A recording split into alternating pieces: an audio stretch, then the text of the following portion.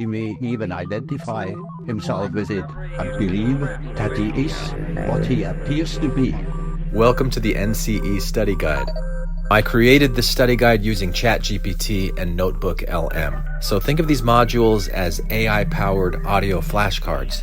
Each one of these 20 modules contains 10 mock questions representing the kind of questions that you might encounter on the National Counseling Exam. I created this primarily for myself, and I decided to make these available to anyone else who might benefit from this kind of study aid.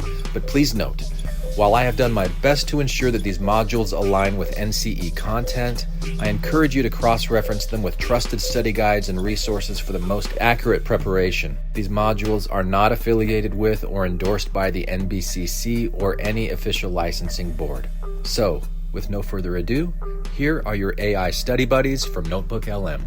Enjoy. Welcome to Deep Dive. Today we're kicking off a brand new series we're calling Deep Meditation Module 1.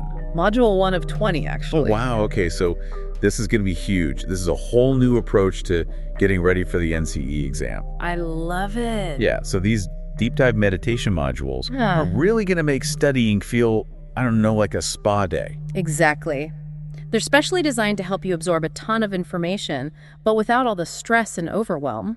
I like that. And each module, we're going to have 3 phases. Right. So first, we're going to lay the groundwork, introducing you to some of the big names in psychology and some of the theories that you need to know. Okay. And then this is where it gets really cool.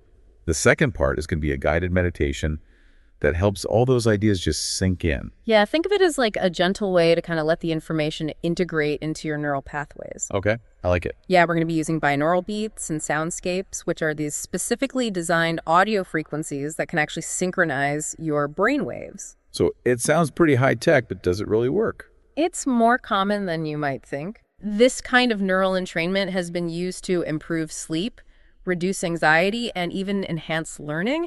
And people have been using this for decades. I'm intrigued. Yeah, and we're going to be using binaural beats and soundscapes and something called neural entrainment.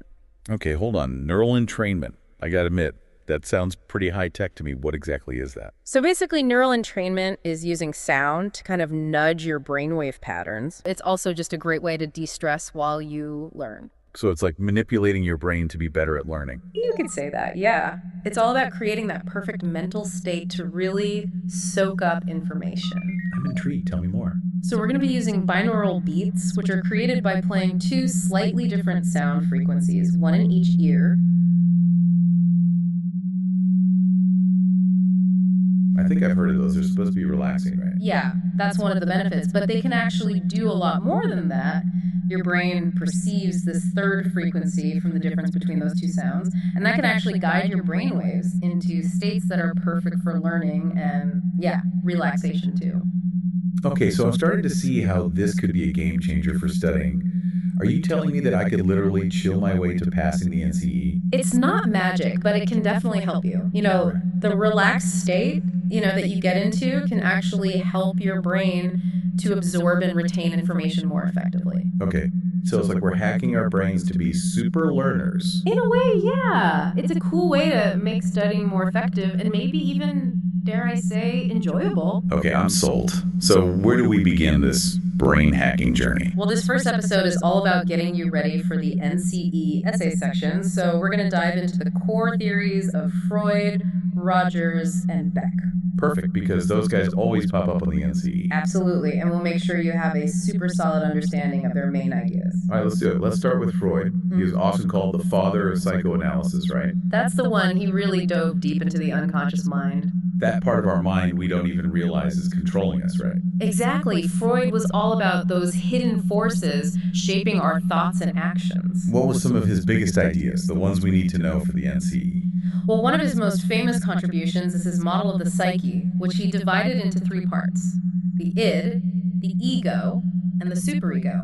Okay, so break those down for me. Okay, so the id is all about primal urges. It's driven by the pleasure principle. So it's like the I want it now part of us. Exactly. Think of it like that demanding child who always wants what they want when they want it. I can definitely relate to that. Then you've got the superego, which is like the opposite. It's all about rules and moral. The voice of reason Or maybe our parents' voices in our heads. That's a good way to put it. It's that internalized sense of right and wrong that often comes from our upbringing and society's expectations. Okay, so we've got the demanding child and the strict parent. What about the ego?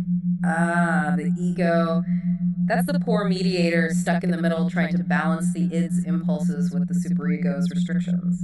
That sounds like a tough job. It definitely is. And sometimes, to cope with all this inner turmoil, we develop these things called defense mechanisms. Right, I've heard of those. They're like mental tricks to protect ourselves. Exactly. They're unconscious strategies that the ego uses to manage anxiety caused by those conflicts between the id and the superego.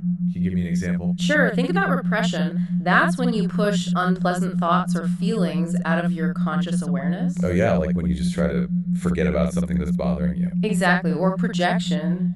That's when you attribute your own unacceptable impulses to someone else. So instead of admitting to yourself that you might be feeling jealous, you accuse someone else of being jealous of you.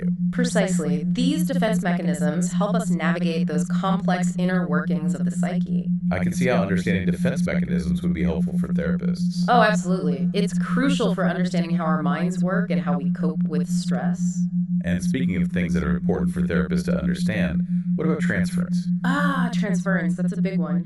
It's how our past relationships, especially with our parents or early caregivers, can unconsciously influence how we interact with others in the present. So basically, we're bringing baggage from our past into our current relationships without even realizing it. Right, and this is huge in therapy because clients might unconsciously transfer those feelings they had towards a parent or a significant other onto the therapist. So they might start seeing the therapist as a father figure or react to them in ways that mirror past relationship patterns. Exactly, and for therapists, recognizing and understanding transference is so important for helping clients work through those deep-seated issues. It's like uncovering those hidden blueprints that are shaping our behavior. That's a great analogy. And speaking of blueprints, that brings us to our next big thinker, Carl Rogers. Okay, so how does Rogers' perspective differ from Freud's?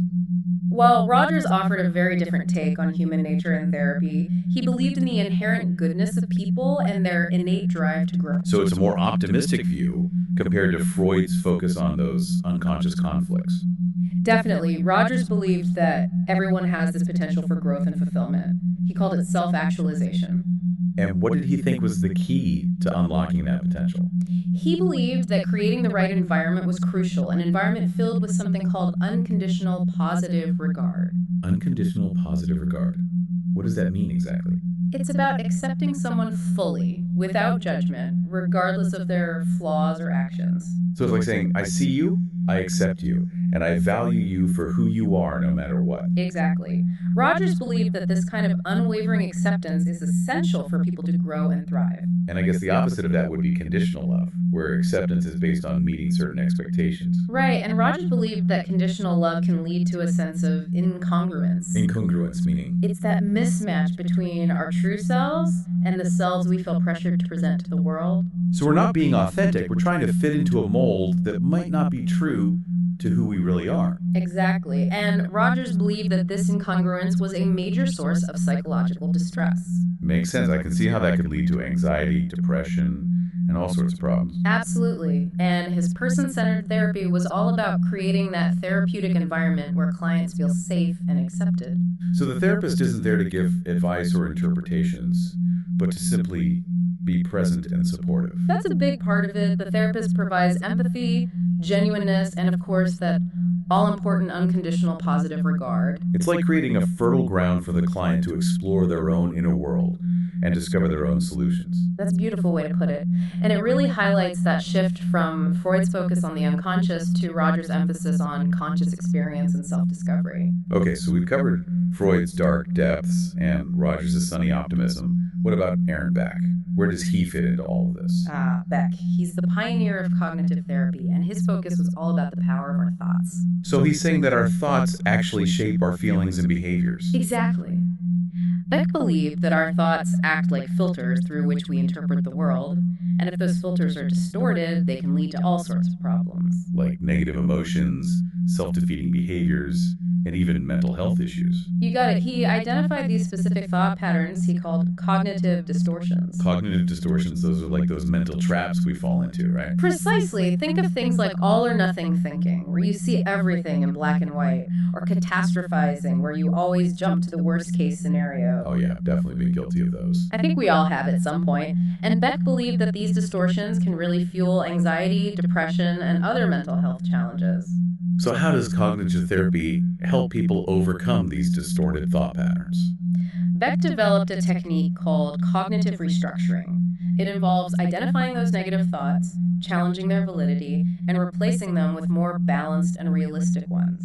So instead of just accepting those negative thoughts as truth, you learn to question them and look for evidence that contradicts them. Exactly. It's about becoming aware of those automatic negative thoughts and learning to reframe them in a more helpful way. That sounds incredibly empowering, to realize that you have control over your thoughts and that by changing your thinking, you can actually change your emotional experience. Absolutely. And that's the beauty of cognitive therapy. It gives people the tools to challenge those negative thoughts and create a more positive and fulfilling life. This has been so helpful. I feel like I have a much clearer understanding of how Freud, Rogers, and Beck's theories fit together and how they can be applied to the NCE exam. That's fantastic to hear. And now that we've laid the groundwork, are you ready to move on to the next phase, the deep meditation? Yes.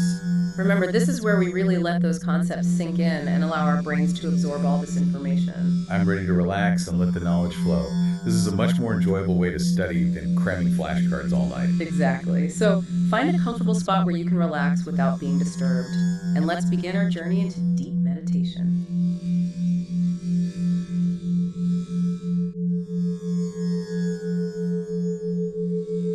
This meditation series has been carefully designed using powerful sound frequencies intended to entrain your neurons to simulate alpha, theta, delta, and gamma brainwave states in a specific order and duration, using binaural audio beats that follow the golden ratio pattern of relationship found throughout nature for the purpose of deep healing. This meditation has been carefully designed to reduce and transmute your daily stress. By the end of this meditation series, you will understand all of those words, and so much more, in ways that words alone cannot express.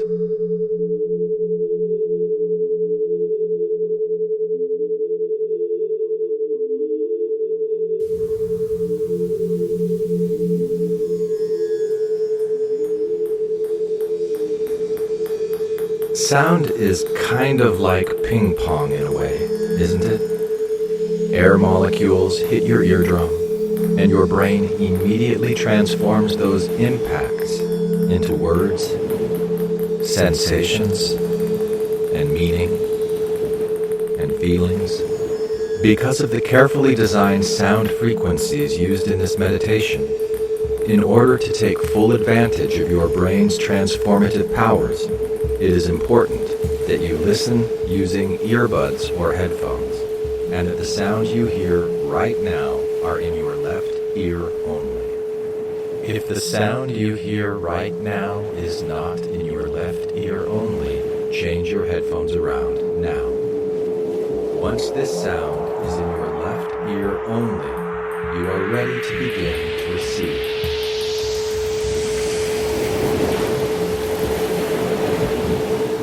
Settle into a comfortable position and begin breathing deeply.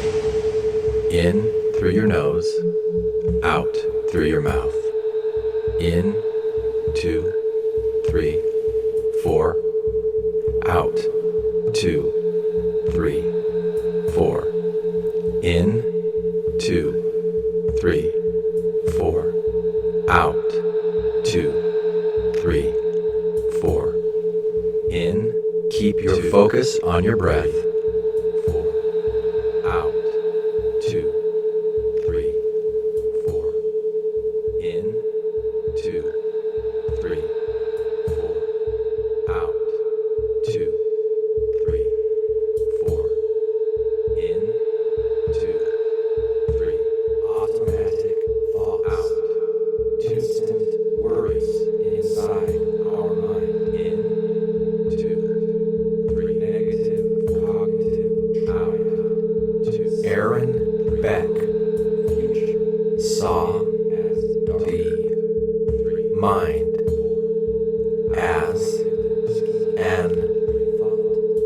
architect's blueprint.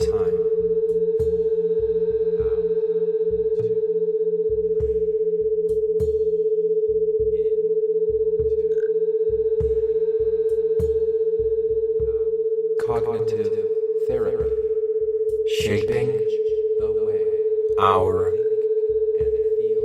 reality. Socratic question through challenge thought patterns of automatic thoughts.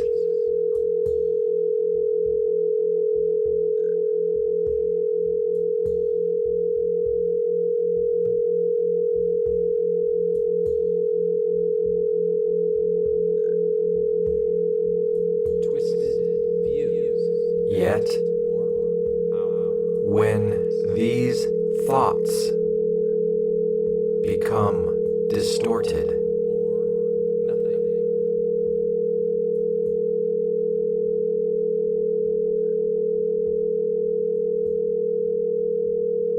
they darken emotions,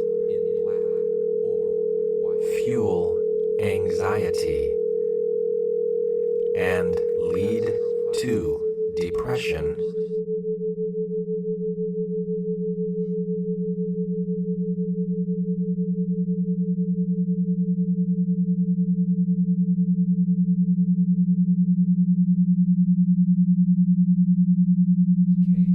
As seen in the negative cognitive triad,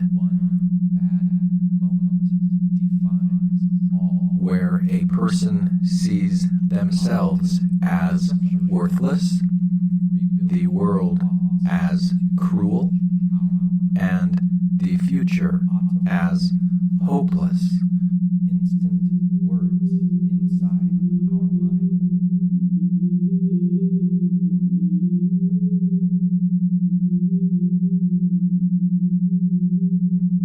For distorted cognitive schemes built from past experiences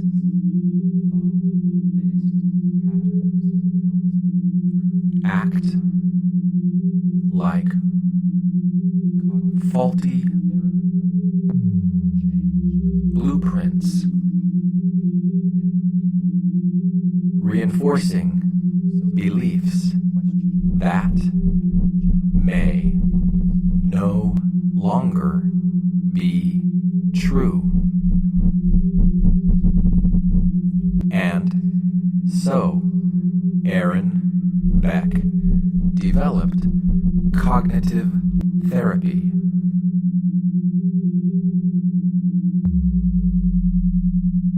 A method for identifying and challenging these faulty perceptions through Socratic questioning, where the therapist helps clients dismantle cognitive distortions such as all or nothing thinking, catastrophizing, overgeneralization, replacing them with balanced, evidence-based reasoning. And through this process of cognitive restructuring, people learn that thoughts are not Facts. Emotions do not always reflect reality, and change begins with seeing the world through a clearer lens. For Beck believed that just as an architect revises flawed plans to create a stronger foundation, people too can rebuild their thinking patterns, shaping a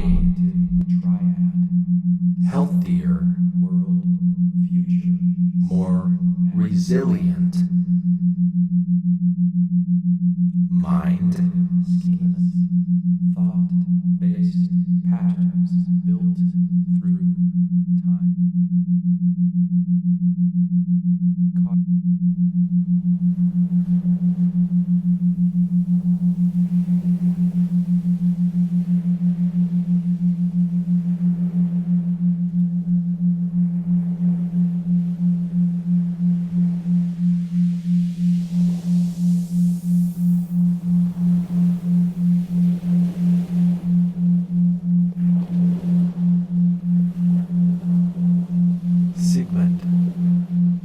Freud saw the mind as an iceberg.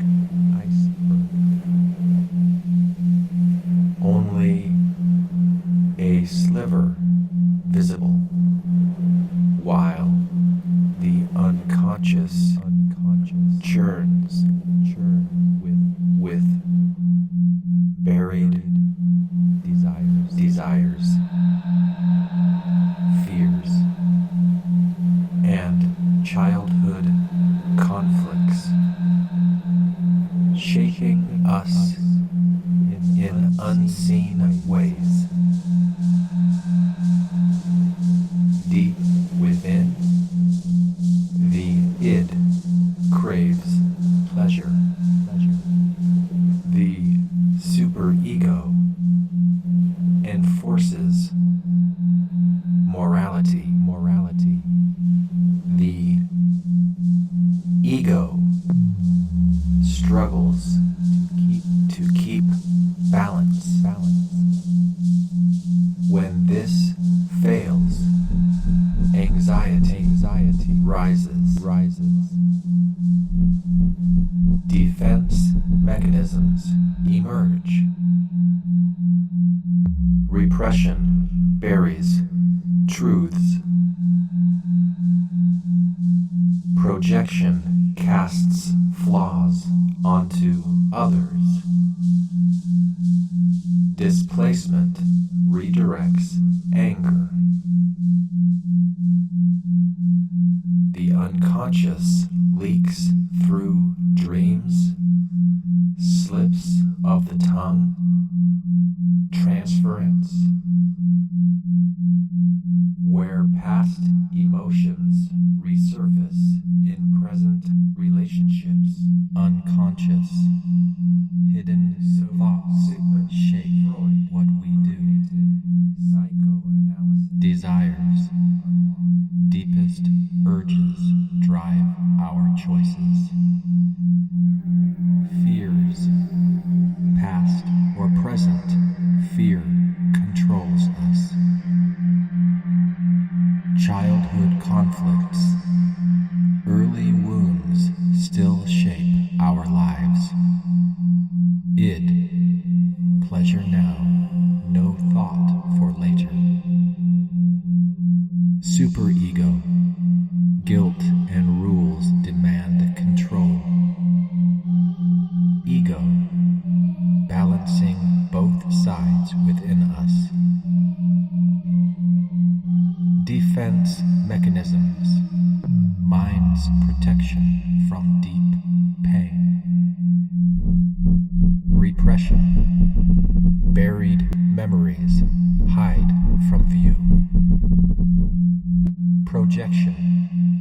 Faults denied become another's. Displacement.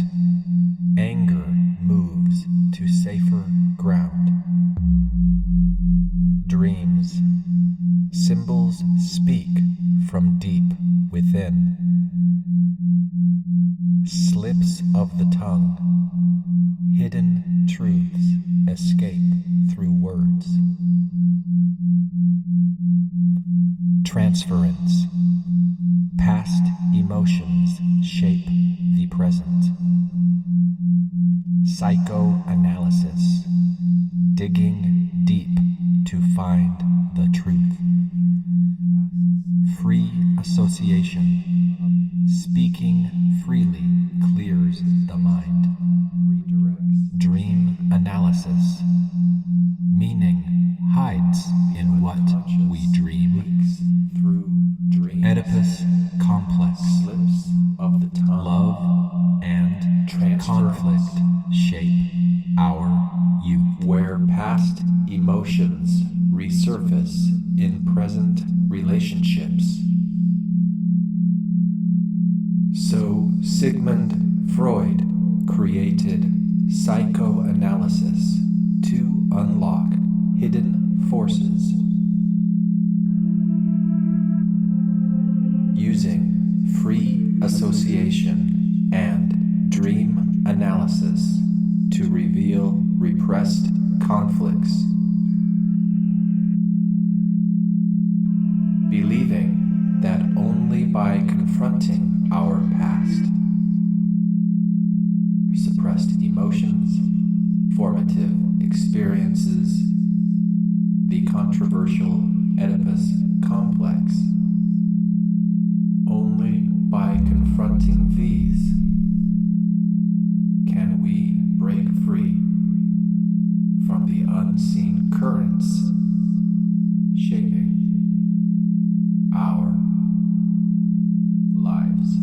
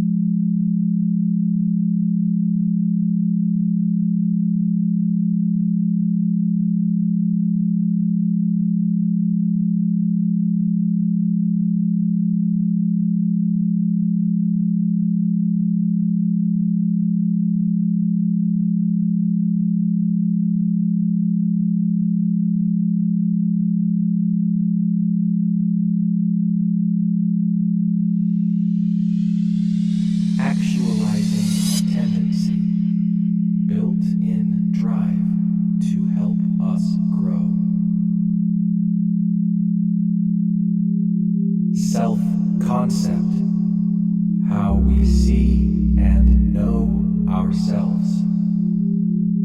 Incongruence, false self hides the real inside. Person-centered therapy, healing comes through warmth and trust. Unconditional, positive regard. Love remains despite our flaws. Empathy. Stepping in another's shoes with no judgment. Congruence. Being real in how we speak. Real self. Who we truly are beneath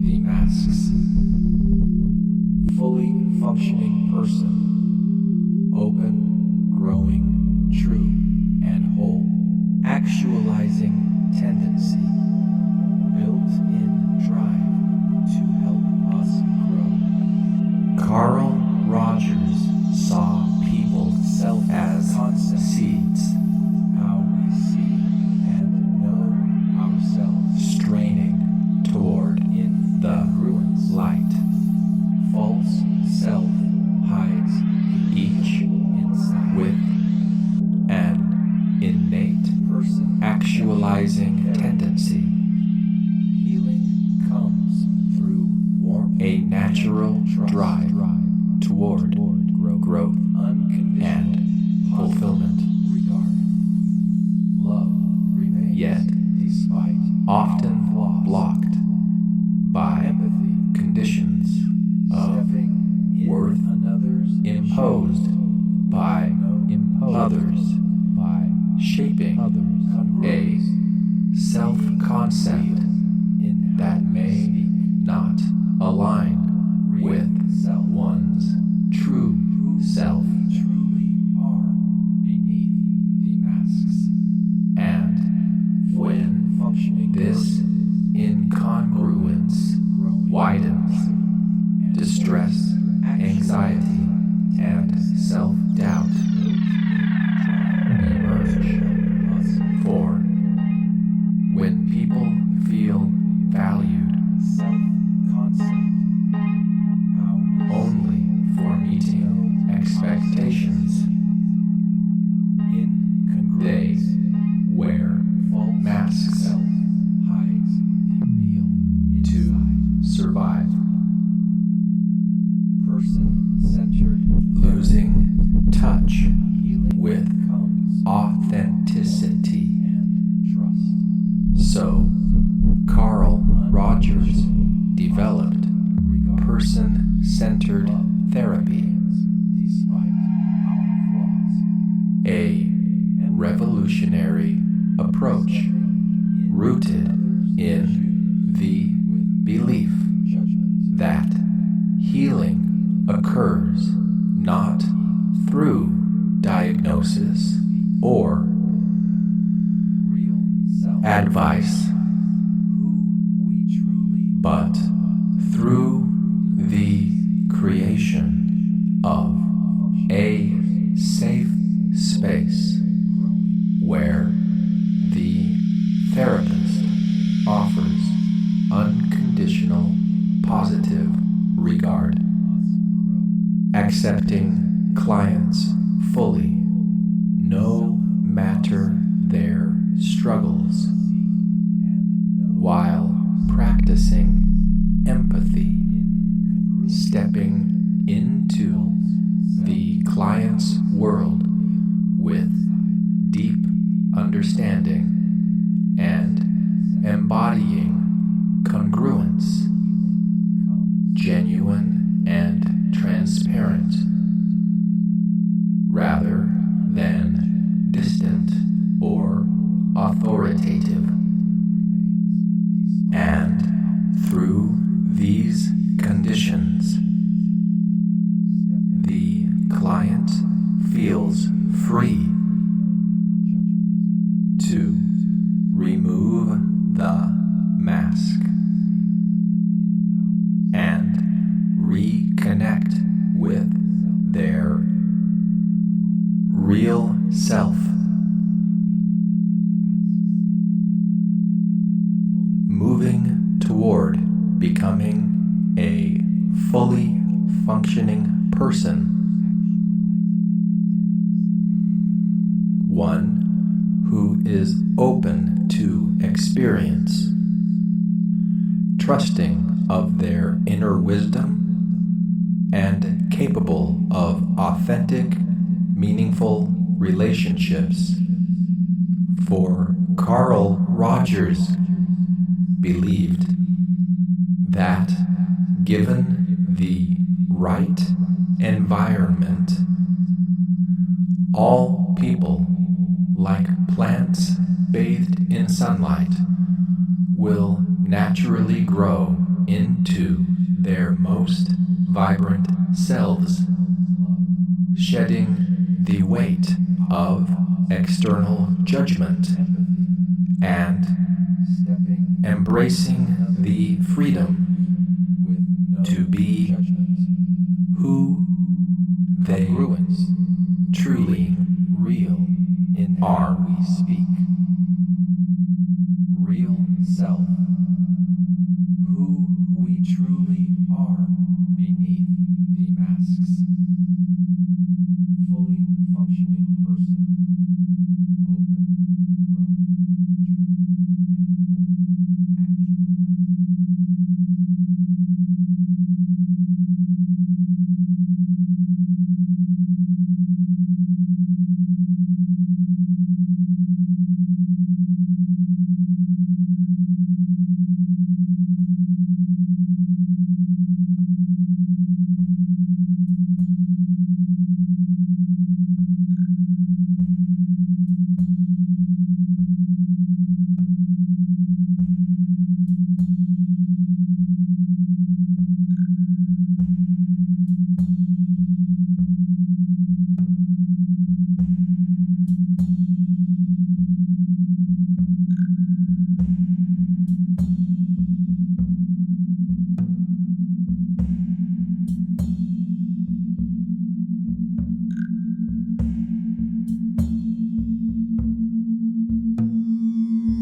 Which is where we find ourselves right now, nearing the end point of this orientation. Counting down from 5, notice the sounds in your right ear and in your left.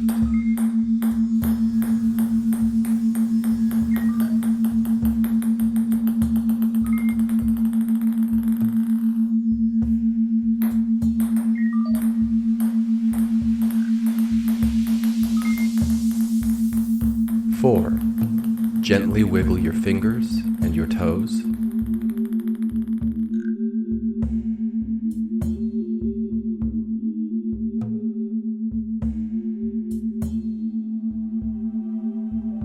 3. Take inventory of your thoughts, feelings, and emotions. Make sure they have not all been washed away.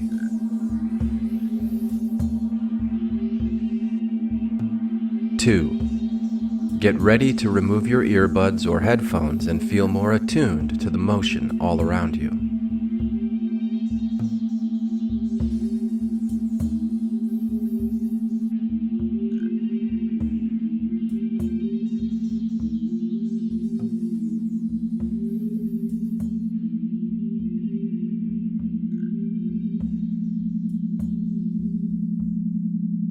1. You are awake and alert. Okay, wow, that meditation was incredible. I feel like my brain just went on like a luxurious vacation. That's the beauty of deep meditation. It gives your mind a chance to process information in a completely different way without, the usual stress and strain. I have to admit, I was a little bit skeptical at first, but I actually feel like I have a much deeper understanding of Freud, Rogers, and Beck. Now it's like their ideas have really settled into my brain. That's wonderful to hear, and remember that relaxed state actually helps your brain absorb and retain information more effectively.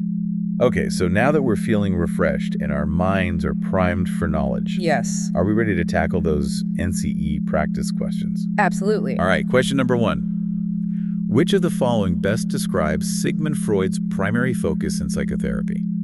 Your options are A. Helping clients achieve self-actualization through unconditional positive regard. B. Identifying and restructuring maladaptive thought patterns. C. Encouraging clients to develop their own solutions without therapist interpretation. D.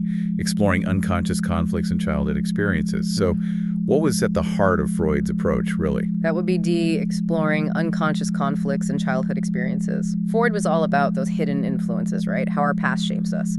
Okay, makes sense. Question number 2. According to Carl Rogers, psychological distress primarily results from options. A. Negative automatic thoughts and cognitive distortions. B. Incongruence between self-concept and experience. C. Unresolved conflicts from the unconscious mind. D. Maladaptive reinforcement patterns learned from the environment. So according to Carl Rogers, what's the root cause of feeling messed up? The answer is B, that incongruence between self-concept and experience, like when who you think you are clashes with what you actually go through in life. Interesting. Yeah. All right, on to question 3. Aaron Beck's cognitive therapy focuses on which of the following is the primary cause of psychological distress. Options. A. Repressed desires from early childhood. B. A lack of unconditional positive regard. C. Distorted thought patterns and negative automatic thoughts. D. Unconscious defense mechanisms. So what did Aaron Beck believe was at the heart of psychological distress? For Beck, the answer is C. Those distorted thoughts as negative automatic thoughts, they're the real culprits. Okay, so question 4. Which intervention would most likely be used in Carl Rogers' person-centered therapy? And your options are A. providing a non-judgmental, accepting environment through active listening. B, encouraging dream analysis to explore subconscious conflicts. C, free association to uncover unconscious desires. D, identifying and challenging irrational beliefs. So, in a person-centered therapy session, what's the therapist most likely focusing on? With person-centered therapy, it's all about A, creating that safe space, being non-judgmental, and really listening. Right. Okay, question 5. A client is struggling with negative self-talk, often thinking, I'll never be successful, which leads to feelings of hopelessness. Which theorist would most likely focus on restructuring these thoughts? A, Sigmund Freud, B, Carl Rogers, C, Aaron Beck, D, John Watson. So, who would be the go-to for helping a client rewrite those negative thoughts? That would be C, Aaron Beck. He was all about challenging and changing those thought patterns. Okay, moving right along to question 6. Freud's structural model of the psyche includes which of the following 3 components? And here are your choices. A, conscious, preconscious, unconscious. B, self-concept, ideal self, real self. C, thought, emotion, behavior. D, ID, ego, superego. So which 3 make up Freud's psyche model? The answer is D, the id, the ego, and the superego. Right, of course. And for those who need a quick refresher, the id is all about those primal urges. The ego tries to keep things in check with reality, and the superego is like the moral compass. Exactly. Okay, question 7. Which of the following techniques is most commonly associated with Aaron Beck's cognitive therapy? Your options are A, the empty chair technique, B, Socratic questioning and cognitive restructuring, C, transference analysis, D, systematic desensitization. So Beck's cognitive therapy, what technique is he best known for? It's B, Socratic questioning and cognitive restructuring. Makes sense. He wanted to get people thinking differently, right? Yeah, exactly. Challenge those assumptions. All right, on to question 8. In person-centered therapy, the therapist's role is primarily to A, challenge irrational thoughts and cognitive distortions, B, offer interpretations of the client's unconscious conflicts, C, provide empathy, genuineness, and unconditional positive regard, D, analyze resistance and defense mechanisms.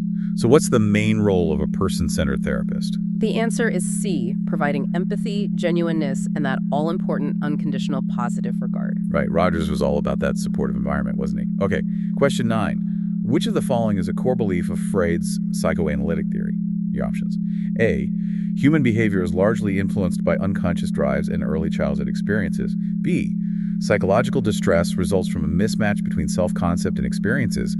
C, thought patterns influence emotions and behaviors, which can be restructured. D, people are inherently good and strive for self-actualization. What did Freud see as a core driver of human behavior? The answer is A, those unconscious drives and early childhood experiences. They really shaped his whole theory. Yeah, he was big on the idea that those early years really stick with us. Okay, last one, question 10. A therapist notices that a client is transferring feelings of anger toward their father onto the therapist. This concept, known as transference, is most associated with which theorist? Here are your choices. A, Carl Rogers. B, Sigmund Freud. C, Aaron Beck. D, B.F. Skinner. Transference, which theorist does that bring to mind? Definitely B, Sigmund Freud. Transference is one of his key concepts. Right, makes sense. It's interesting, even though these theories we've been talking about, they were developed so long ago, they still feel relevant today. Yeah, absolutely. Like they really got at something fundamental about how people work, how we think, how we feel. Exactly. So can you give me an example, like how one of these theories has been challenged or, refined over time? Okay, sure. Let's take the Oedipus complex. That's one of Freud's most famous ideas, and controversial too. Right. But modern psychoanalytic thinkers, they've moved away from that literal interpretation. Oh, so it's not so much about wanting to marry your mother and all that. Right, exactly. It's more about how those early relationships, those attachments, how they shape us, our sense of self, how we relate to other people, even those unconscious motivations, That makes a lot more sense, yeah. Like taking the core of what Freud was getting at and making it more applicable to today. Exactly. And you see that kind of evolution with all of these theories. Like Rogers, his ideas about empathy and unconditional positive regard, they've been so influential, but they've also been adapted and, integrated into other approaches. So it's not about just picking one theory and sticking with it. Right. It's about finding what works best for the client, for that specific person, and drawing on all these different perspectives to really create a tailored approach. It's cool. It's like being a therapist. You're always learning, always growing. The NCE is just the beginning, huh? Absolutely. It's a journey. And speaking of which, for anyone out there prepping for the NCE, remember, never underestimate the power of curiosity. Oh, that's a good one. Curiosity, that's what keeps us learning, right? Exactly. So as you study and as you move into your work as therapists, approach everything with that sense of wonder. Ask questions, challenge what you think you know, and never stop exploring. That's the perfect way to wrap things up, I think. Wow, it's like you've been studying for weeks. Well, I have to give some credit to those binaural beats. They really help those concepts sink in. Yeah, neural entrainment is a pretty amazing tool. It really enhanced this whole deep dive experience for me. That's fantastic. And remember, everyone out there who's also prepping for the NCE, you've got this. Don't be afraid to dive deep into those theories. Practice those essay questions. And if you're feeling overwhelmed, just take a moment to breathe, relax, and let those binaural beats guide you back to that state of calm focus. And remember, we'll be back soon with another deep dive to help you on your NCE journey. Until then, keep those brainwaves humming. 2, 3. Nice to be in orbit.